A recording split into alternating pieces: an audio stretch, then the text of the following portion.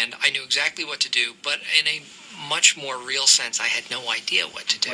So I thought we should have a CPR training class. And, of course, you can't get the practice dummy unless the instructor comes along with it. Red Cross, racket. I can't keep doing this forever. It's been 20 seconds. Call it. Would you like to try next? Absolutely, I would not. You know who I really think should go? Stanley. Oh, I don't know. It's not a good idea, Michael. He needs to rest. This is the long version. No rest for the sick. We are not always going to be there to coddle your heart back when it disappears to be working. What are you going to do if you're by yourself and your heart stops? I would die. And you're okay with that? I'm okay with the logic of it. No. Come on, get up. Let's do this. Yes, I had a heart attack. I would quit, but I'm too old to find another job. And I don't have enough saved to retire. I feel like I'm working in my own casket. Come on, Stanley. You're losing you. Do it. Michael. This is you we're talking about. Michael. Okay. I'll show them. Here we go. All right. So, assessing the situation. Are they breathing? No, Rose. They are not breathing. And they have no arms or legs. No, that's not part of it. Where are they? You know what? If we come across somebody with no arms or legs, do we bother resuscitating them? I mean, what kind of quality of life do we have there? I would want to live with no legs. How about no arms? No arms or legs is basically how you exist right now, Kevin. You don't do anything. All right, well, let's get back to it, because you're losing them. Okay, too fast. Everyone, we need to pump at a pace of 100 beats per minute. Oh, okay. That's hard to keep track. It's actually between 100 to 120 beats a minute now. They've upgraded that. Okay, well, a good trick is to pump to the tune of Staying Alive by the Bee Gees. Do you know that song? Yes, I do. I love that song. First I was afraid, I was petrified. No, it's Staying Alive, Okay. Yes, Staying I know. Alive. You were in the parking lot earlier. That's how I know you.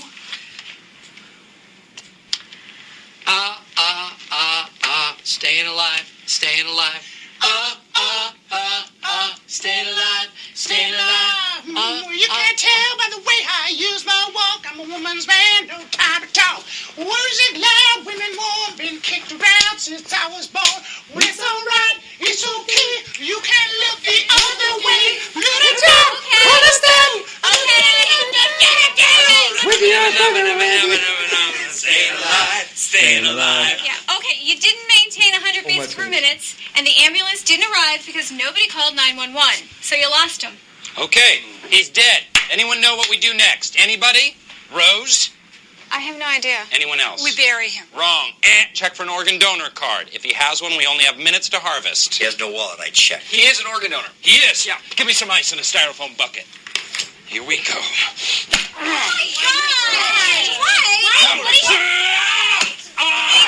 We search for the organs. Where's the heart? The precious heart. I'm not feeling well. I need to sit down. Sit down. Hey, Stanley, are you okay? Oh, my God. Daddy. Oh, my God. Anyway, that was Got a bit carried 10 away times there. more. I couldn't stop. It's good, mate. I think, yeah. Any education in that area obviously is better than nothing, but I think the big one, that's good. I get a lot of people come to me, and we have a lot of fun in our courses too, don't get me wrong. Like, we teach the art of death and how to resus, but... Do you have those dummies, though? Those yeah. resus dummies? Yeah, we do, and it's interesting. I actually do a very good version of a cardiac arrest and die in front of people and get them to resus me. So I've gone away from some of the mannequins in these scenarios with these specialised workshops. Well, that's better. It's very realistic. Touching strangers is probably a big boundary. Oh, it's huge. Like, I got a lot of buddies that, I was riding around on the back of a Harley with a mate on the weekend watching the Gold Coast Marathon, and, I grabbed him and held on to him, and he goes, "Geez, mate, you're a bit touchy." And I'm like, well, mate, that's what we do all day at work. We teach people to just grab like nurses, people and look bodies after them. and Doesn't bodies. matter, mate. Like, it's, at the end of the day, it's, you got to have to physically put your hands on people and check them out and assess them.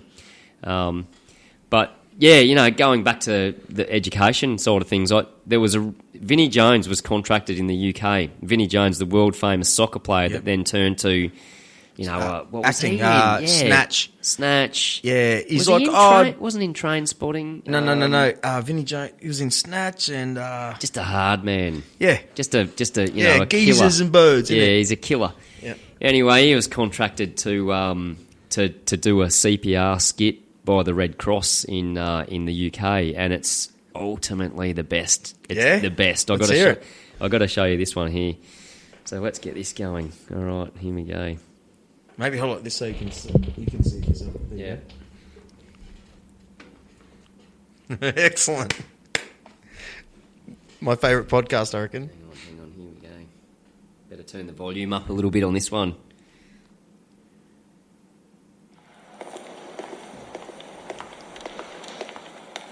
He's holding a boombox. Here we go. My name is Vinnie Jones, and I'm going to teach you a lesson you'll never forget. There are times in life when being tough comes in handy. Say some geezer collapses in front of you. What do? We need a volunteer that ain't breathing. Dead bloke. Here's one I made earlier. Yo! I can't believe this song's on. Can you believe that? First thing you do is you check him over. If he ain't responsive or he ain't breathing, or he's making noises like this, then his heart will stop working, he's having a cardiac arrest. Look lively. First call 999. Then you do hands-only CPR. And no kissing. You only kiss your missus on the lips. Watch. Lock your fingers together, knuckles up. Then push down, right on the sovereign.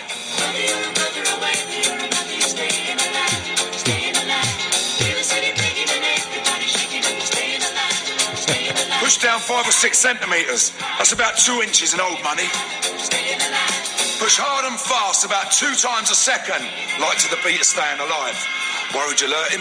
Better a cracked rib than him kicking the bucket. Keep this up till the ambulance arrives. So don't forget, check him over. Call 999, push hard and fast to staying alive. It works.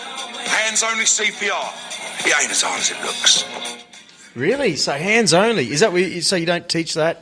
Yeah, we do. That's actually a world standard or a resus council standard, and I think there's been a lot of confusion in the last. Well, we've been teaching that for 12 years, hands only CPR without breaths, and also breaths and compressions as well. But a lot of organisations have taken that, gotten a bit lazy with it, and said, don't ever worry about doing breaths. It's important to remember that, that breaths are needed if there is a blocked airway or an occluded airway. So drowning, for example, if you were to do hands-only CPR on someone that are drowned, you need to get some kind of air going in and out of the person. Okay. Whereas if you've got an open airway and you push up and down on their chest, you'll get good airflow happening. Once you facilitate that airway and pull the head back to get the airway open, you'll get the airway pushed like a bellow. We spoke about bellows earlier. But don't stick it in the arse. No. And just keep going with compressions, And we had a fellow actually was close on a year and a half ago now that came into our first aid course, age 45 years of age, that decided to have a heart attack in our first aid course, and he arrested in front of 19 students. Did you think he was taking the piss? Yeah, we thought he was absolutely having a go. I wasn't there. I turned up just after it happened.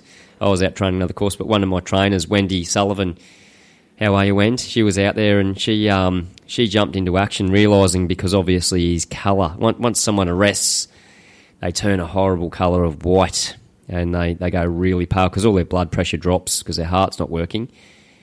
And then their arms start to flex out. They go into flexion. From that hypoxic state or lack of oxygen to their brain, they start having a bit of a hypoxic sort of seizure or flex. Their jaw might lock up a bit, they gasp a bit. And, getting in and starting, she realised that and started very quickly with CPR and got the defib on in the first minute and a half. And they did 7.5 minutes of uninterrupted compressions with no breaths whatsoever because they had an open airway. And our student, Pete Carey, walked out of hospital 2 days later with no heart or brain damage. So are you saying 7 minutes of heart? 7 minutes and 20. Use my yeah. Because I would. This guy was quite a big guy too. He was probably pushing 80 or 90 kilos. So at the not end easy. Geez, I would imagine. I wouldn't know that 7 minutes is. That would probably feel like half an hour, right? Yeah, well, they had 19 students in the room, so they tag team compressions, and that's the way to do it. Because if you're going for any more than a couple of minutes, you're not any help to the patient. Okay. You really do need to keep good quality compressions. And guys, for those of you who don't know with the basics of CPR, like we no longer check a pulse on anybody. Never, ever, ever try and check someone's pulse, because if they've drowned, well, if you hold your breath for a couple of minutes, your pulse is still going for 3 or 4, 5 minutes after you've drowned. So you could have a pulse. Far out. So if you hold your breath, your pulse is still going. It's what happens when you drown. You have an occluded airway, it blocks up. So we don't check a pulse. There's a few scenarios where that happens. And plus, the pulse, it goes faint and it kicks into a faulty rhythm called ventricular tachycardia, which is a real flutter, or VF. And for those people in the industry will know that. They can feel for that without an ECG. Good qualified guys. And basically you might get a bit of a flutter up in that when you're going for a pulse. So we don't go for it. So breathing is a very important thing for the brain. That's it. So if someone's not breathing, they are clinically dead. So we need to feel for breathing on the stomach or abdo area. Like they say upper chest, but it's not. It's around that abdo area. And if they're not breathing, then we start CPR. And it's just get stuck in. If you want to know how far to push on their chest at a rate of about 2 a second, you just have a look at your thumb. And the size of your thumb is how far you'd cave someone's chest in. So that's 1/3 chest depth. That's a big movement. Yeah, you've got to squash that heart and lung between the sternum and the spine. Is there a difference when it comes to a big person? Like, do you really have to smash them like a real I worked on a heavy guy. person? Oh, mate, I'm only a little guy for the sake of this podcast. I'm only 65 kilos. I'm a bit of a whippet, and. Like I worked drink more beer. Yeah, drink more beer. That. Stop running.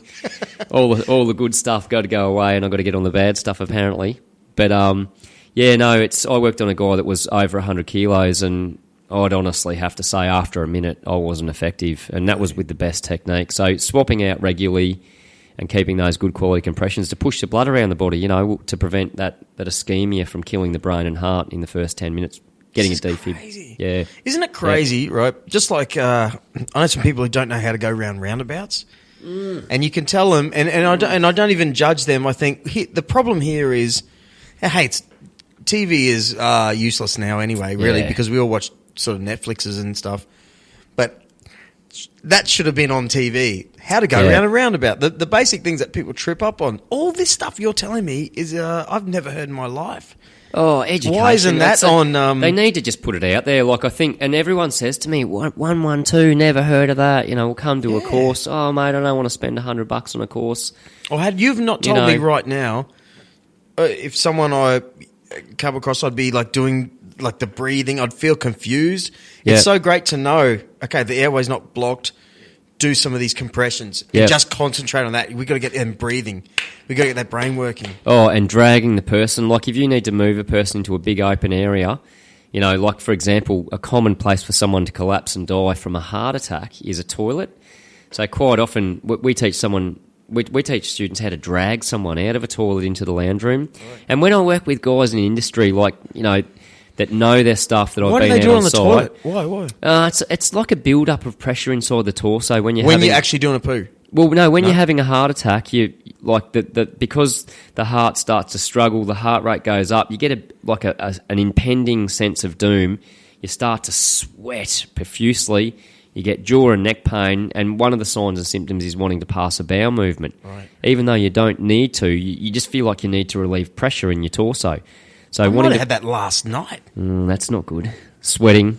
You need to not so much sweating. If you get the sweats, then that's a bad sign. Yeah. Okay. It's like vomiting with a head injury. That's brain bleeding. Right. Absolutely. You need to get to hospital with that. Wow. But people will collapse in a toilet. And interestingly, the building code covers heart attacks and toilets because they hang a door about 40 mil too low with a short hinge, so you can pop a toilet door off its hinges in a residential property to get in and save someone having a heart attack. What does that mean? Okay, hang on a minute. So that means you can pop a door up. Yep. Okay, so just say someone's like 150 kilos. anyone that's physically collapsed can't in a open the toilet, door. yeah, they've collapsed up against the door. You just put a jemmy straight underneath the door, Yep. lift it off its hinge, fall it in, and basically get in.